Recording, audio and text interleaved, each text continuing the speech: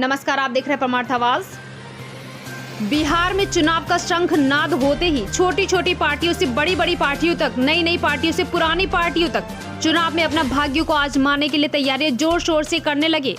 इसी सिलसिले में मधेपुरा विधानसभा के दौरे पर हमारे परमार्थ आवाज की टीम ने भ्रमण के दौरान एक नई पार्टी एडीपी पार्टी यानी असली देसी पार्टी के प्रदेश महासचिव रवि रंजन यादव जी से हमारे संवाददाता सविता नंदन कुमार चुनावी मुद्दे पर खास बातचीत की है।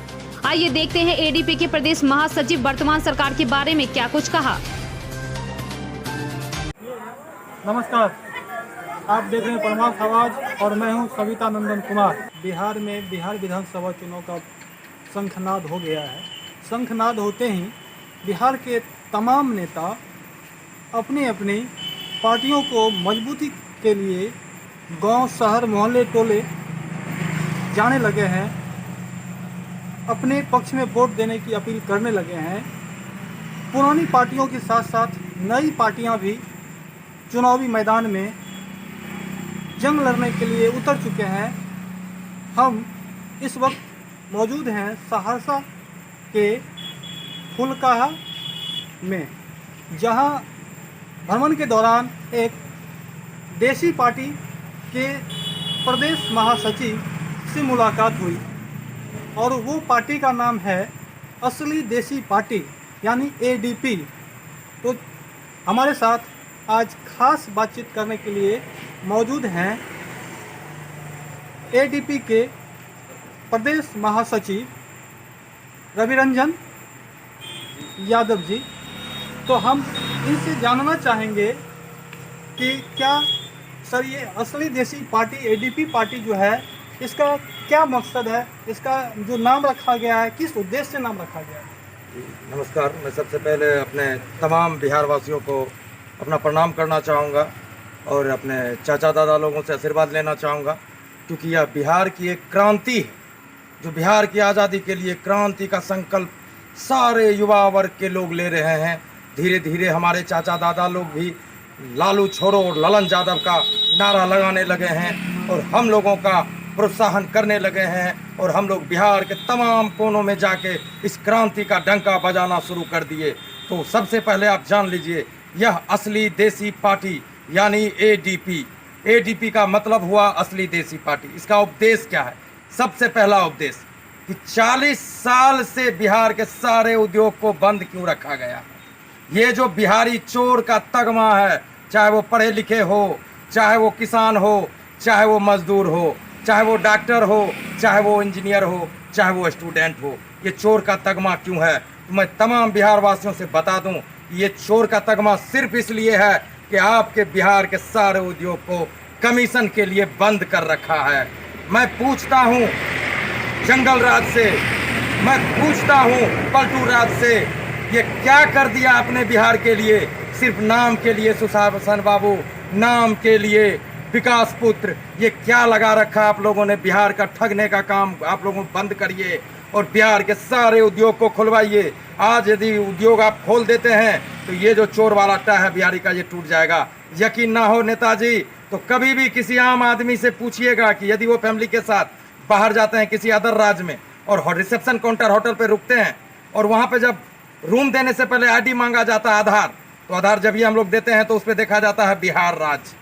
और जब ये बिहार राज्य देखता है तो यदि उस काउंटर पे मोबाइल है तो मोबाइल को नीचे कर लेगा। वो ये नहीं देखेगा कि मेरे रिसेप्शन काउंटर पे आने वाला व्यक्ति कितने क्वालिटी के लोग हैं, वो कितने महंगे गाड़ी से आए हैं या कितने महंगा कपड़ा पहने हुए हैं और कितनी महंगी वो 4 स्टार 5 स्टार लेवल की रूम ले रहे हैं। लेकिन वो बिहार जब ये देखेगा वो मोबाइल रिसेप्शन काउंटर के ऊपर से नीचे कर लेगा। मतलब हम लोग चोर हैं, हम लोगों को दूसरा राज्य वाला खिला रहा है कमा के। तो भाइयों मेरे, आज आप लोग मनरेगा के सड़क के तरह हो चुके हैं। जैसे मरलो के नाम से पैसा उठता है, काम करता है, 5 गुआ पैसा मिलता है सबको, उसी तरह 13 करोड़ जनता यानी पढ़ल लिखल मजदूर साहब गुना 500, ये 650 करोड़ कहीं लेके हर एक राज्य से आप बिहार के उद्योग को तो बंद नहीं करते हैं, क्योंकि सब जानते हैं बिहारी कि सभी राज्य में उद्योग तो है लेकिन वहाँ पे पहले से एजुकेशन रहा है, मेडिकल कॉलेज, साइंस कॉलेज, तो इसके मार्फत से तकरीबन 25 से 30% लोग विदेश में रहते हैं, घूमते रहते हैं। कोई चाइना, कोई अमेरिका, कोई न्यूजीलैंड, कोई अफ्रीका, मतलब जिसको जहाँ बनता है वो जा रहे हैं। और तकरीबन 25% जॉब कर रहे हैं सरकारी, और वहाँ के उस राज्य के 15 से 20% शीशा के बड़े बड़े शोरूम खोल के बैठे हुए हैं। 5% अपनी डेयरी लगाते हैं, उसका भी आमदनी 25 से 30 हज़ार रोज का गल्ला है। लेकिन हमारे बिहार का यदि कोई वहाँ पे लगा देगा ठेला तो उसको उल्टा के भगा देगा। तो हम पूछते हैं कि सभी राज्य में तो उद्योग तो है, लेकिन लेबर है नहीं। लेबर का तो हमने आप लोगों को हिसाब दे दिया कि लेबर कहाँ जाता है, सब पढ़ लिख चुका है, उसमें कितना विदेश में है, कितना नौकरी कर रहा है, कितना अपना अपना शोरूम डाल रखा है। तो ये है कि हम लोग सारे बिहारी मजदूर के तरह बिक रहे हैं दूसरे राज्य में, इसी कारण से हमारे उद्योग को बंद रखा जाता है। अब देख लीजिए पढ़ाई की बात, तो हम लोग अपना अपना जेबी काट के अपने बच्चे को पढ़ाते हैं, एक ठप्पा दिलवा देते हैं। ठप्पे कहा जाए उसको हम क्या सर्टिफिकेट बोलेंगे, सर्टिफिकेट बोलने के लग रहा है, ठप्पा बोला जाए।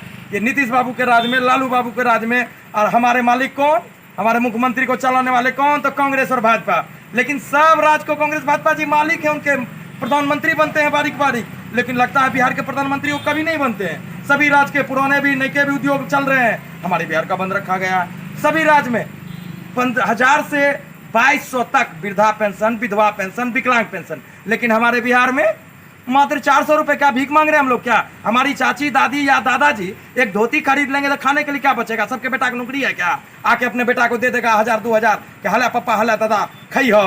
तो मेरे ये जो बड़े बड़े राजनेता हैं, ये धोखेबाज बड़े बड़े वादा करने वाले नेता हैं, मैं इनसे कहता हूं सुधर जाओ, नहीं तो एडीपी किसी भी घटिया तबके के और झूठे फरेबी तबके के लोगों को बिहार में राजनीति करने का मौका नहीं देगी।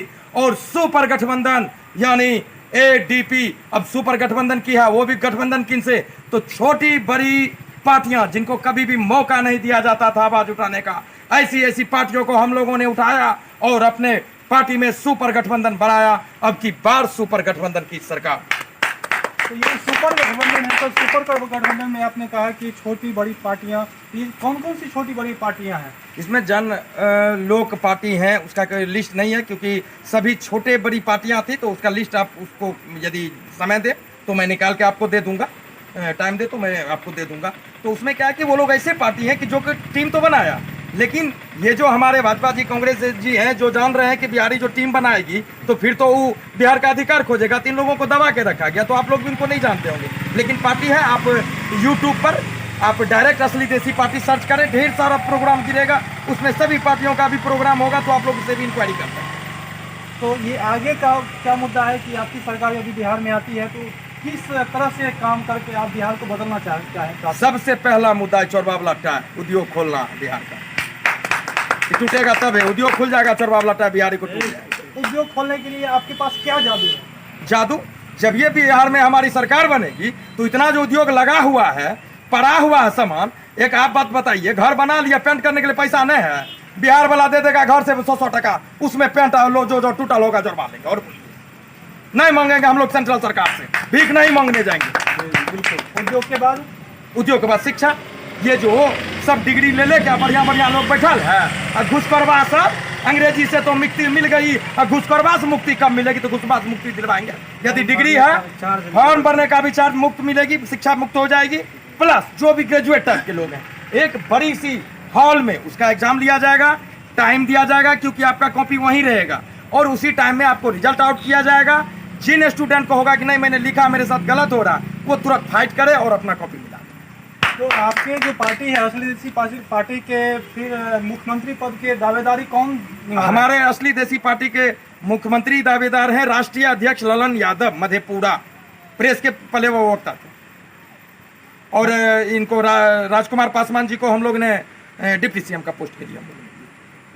तो अभी आप देख रहे थे हमारे एडीपी पार्टी के प्रदेश महासचिव से खास बातचीत। इसी तरह बने रहें हमारे साथ।